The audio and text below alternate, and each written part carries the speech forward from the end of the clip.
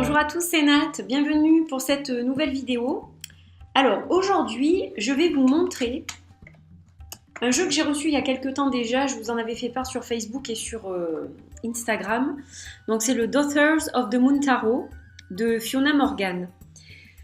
Alors c'est un jeu auto-publié qui a de quelques années hein, déjà, il n'a pas été fait récemment, je ne sais pas si on a l'année sur la boîte. Mais c'est un jeu qui est pas récent du tout en fait. C'est juste que moi je l'ai découvert il y a peu de temps et que c'est un jeu qui m'a parlé parce qu'il a été fait par des femmes et exclusivement pour les femmes en fait. C'est un jeu très très féminin, vous allez le voir. Alors je vais pas vous en parler en profondeur parce que c'est un jeu avec lequel je n'ai pas encore beaucoup travaillé. Voilà, j'ai manqué de temps pour l'explorer comme j'aurais voulu le faire, donc ça sera pour plus tard, je le sais. Mais néanmoins, je comptais quand même faire une vidéo parce qu'il y a des gens qui me l'ont demandé. J'ai eu beaucoup de messages privés pour ce jeu où on m'a dit mais quand est-ce que tu vas le présenter celui-là parce qu'on l'a pas trop vu. Donc c'est surtout pour satisfaire un peu tout le monde que j'essaye de vous présenter des vidéos aussi que vous me demandez vous. Donc voilà, j'ai décidé de vous le montrer aujourd'hui, comme ça vous pourrez avoir une idée de à quoi ressemble ce jeu en fait. Alors déjà, donc je vais vous montrer avec quoi est arrivé mon petit package, parce que moi j'ai pris le livre avec, et je pense que j'ai bien fait parce qu'il y a beaucoup de choses qui sont différentes quand même d'un tarot traditionnel. Il ne suit pas vraiment le Rider-Waite celui-ci, hein, ni aucun autre tarot d'ailleurs. Il a son propre caractère. Et donc, il a été déjà illustré par plusieurs personnes en fait. Donc, il y a beaucoup d'illustrateurs qui sont mentionnés, ainsi que des peintres sur la première page du livre. Voilà, donc en fait, dans ce livre, on va trouver donc une table des matières. Alors, c'est assez bien fait. C'est assez bien fait parce que les cartes sont classées par éléments. Donc, les arcanes majeurs sont les éléments de l'esprit. Les arcanes des flammes, donc l'élément feu, les bâtons, donc c'est l'élément feu.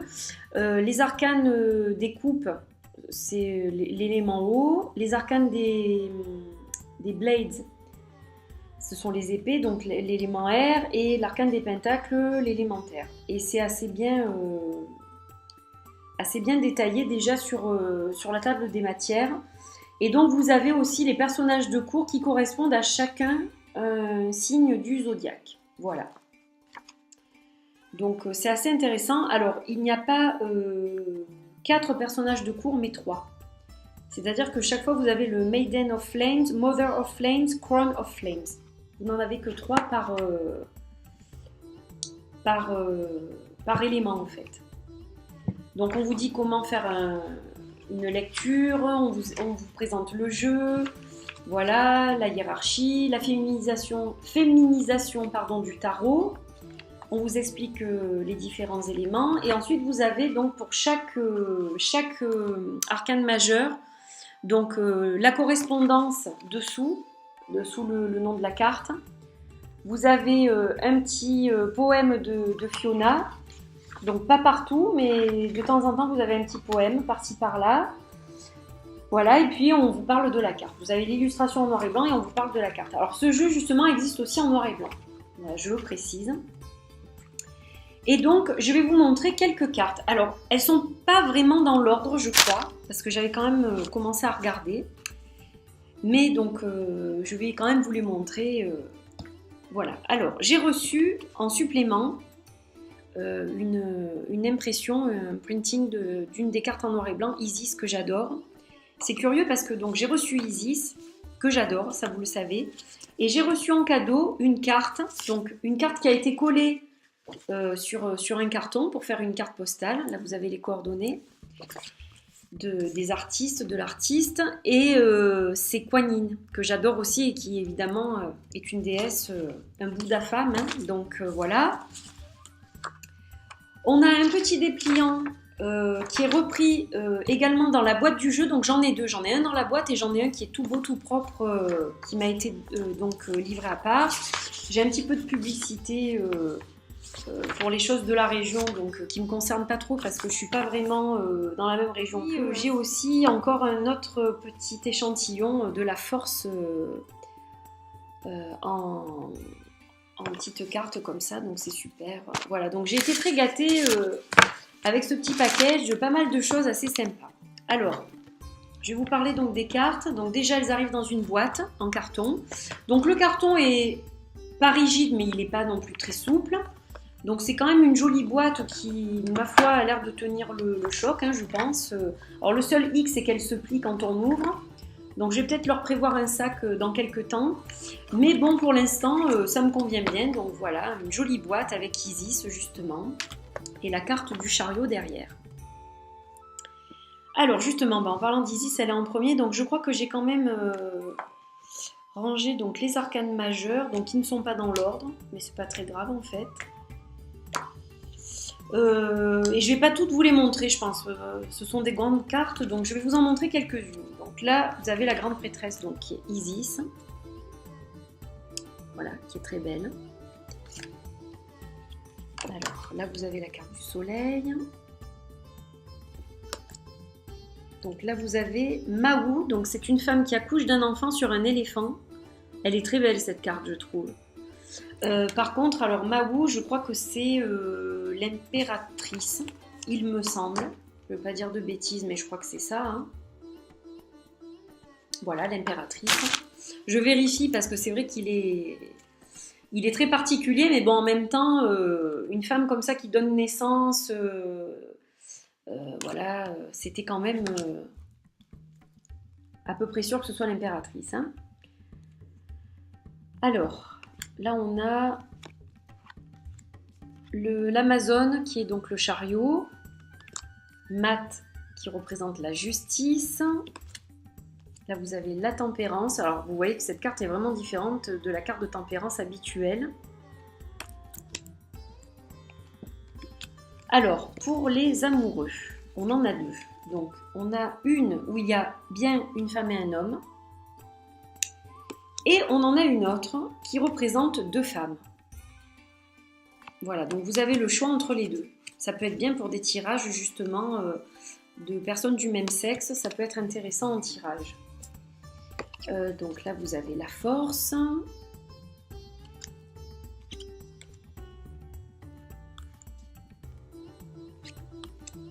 La lune, l'étoile, reversal c'est le pendu, et ça c'est l'ermite. Voilà, donc je vous ai montré quelques arcanes, je vais vous montrer quelques cartes aussi du jeu. Donc là vous avez la mer des flammes. Voilà, qui représente le signe du lion. Donc les flammes qui représentent les bâtons. Vous avez le 6, l'as. Donc vous voyez qu'elles sont vraiment très particulières. Donc j'en passe quelques-unes. Le 2 de bâton. Le 3. Alors il y a de la nudité. Mais ça reste joli. Ça reste artistique hein, de toute façon. Alors le 4. Puis il est assez dépaysant, je trouve, en fait, ce jeu. C'est ça aussi qui m'avait percuté quand je l'ai vu, quand je l'ai découvert. Parce que les illustrations me font penser aussi aux îles voilà, auxquelles je suis attachée. Donc, je trouve ça intéressant. Donc là, vous avez par exemple le 9 de pentacle.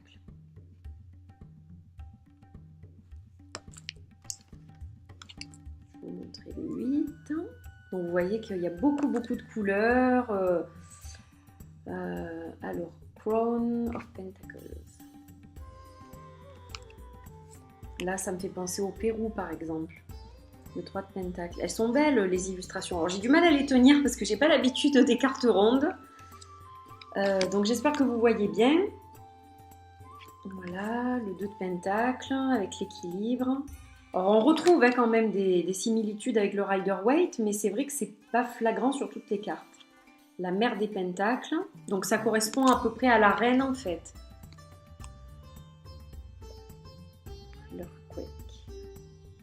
5 des pentacles avec un tremblement de terre. On a une très jolie carte là, Maiden of Blades. Donc ça c'est un peu le page d'épée. L'as. Il y a beaucoup de personnages, hein, elles sont très illustrées ces cartes. Le 9 d'épée, avec ces masques un peu angoissants. Le 8. On a le 3 d'épée. Alors vous voyez, c'est très différent du 3 d'épée habituel. Hein. Vous n'avez pas le cœur transpercé par les épées. La mère des épées. Non mais il est très beau hein, par contre, hein, au niveau des illustrations. Alors j'ai du mal à tout maîtriser, hein, je vous le dis quand même franchement. Je trouve que c'est pas vraiment un tarot facile en fait. En tout cas, il convient pas à un débutant, hein, ça c'est sûr. Il a sa propre personnalité, donc il faut vraiment l'étudier pendant longtemps, je pense, pour le maîtriser celui-là. Il est particulier, quoi. Déjà, il a ce caractère très féminin que n'ont pas tous les tarots. Donc ça, c'est le 4 d'épée. Là, par contre, on reconnaît bien le 4 d'épée. Oh, celle-là, elle est très belle. Maiden of Cups. Très, très, très jolie. La sirène. Là, vous avez Kuan Yin, 9 de coupe. Alors, 3 de coupe, là, c'est plus traditionnel déjà. Le 4 de coupe. Vous voyez que il y a vraiment beaucoup, beaucoup de couleurs. Ça, c'est le 10 de coupe. Il y a beaucoup, beaucoup de couleurs. J'adore ces couleurs bleues, là, c'est très, très joli. Voilà, l'as de coupe. Donc, il y a beaucoup de nudité, hein, par contre. Le Dreamer, je crois que je vous l'ai déjà montré. Ça, c'est dans les arcanes majeures. Voilà, donc je vous en ai montré quand même pas mal. Donc un jeu assez chouette, vraiment un jeu sympa. Alors pour les mélanger, on m'a posé un certain nombre de fois la question un petit peu partout. Donc c'est vrai que comme ça, c'est juste pas possible. Enfin, voilà, elle glisse quand même, comme elle brille pas mal, c'est pas évident. Donc comme elles sont souples ces cartes, pour moi la meilleure façon de les mélanger, c'est celle que je vais vous montrer maintenant. Vous allez voir que c'était très très simple. Donc vous divisez votre paquet en deux. Comme elles sont rondes, c'est facile à attraper. Et vous faites comme ça. Et en fait, comme ça, elles se mélangent hyper rapidement en fait. Et ça va beaucoup plus vite et elles se mélangent beaucoup mieux. Voilà, moi c'est comme ça que je les mélange celles-là. Je trouve que c'est beaucoup plus facile que de les mélanger parce que ça glisse tout le temps, comme je vous ai montré en premier. Donc voilà, comme ça c'est assez facile et c'est comme ça que j'ai trouvé la meilleure méthode avec ces cartes-là. Puis voilà, au niveau de la souplesse, on va en reparler de la qualité, mais elles se mélangent très bien comme ça. Oui, alors justement, reparlons un petit peu de la qualité.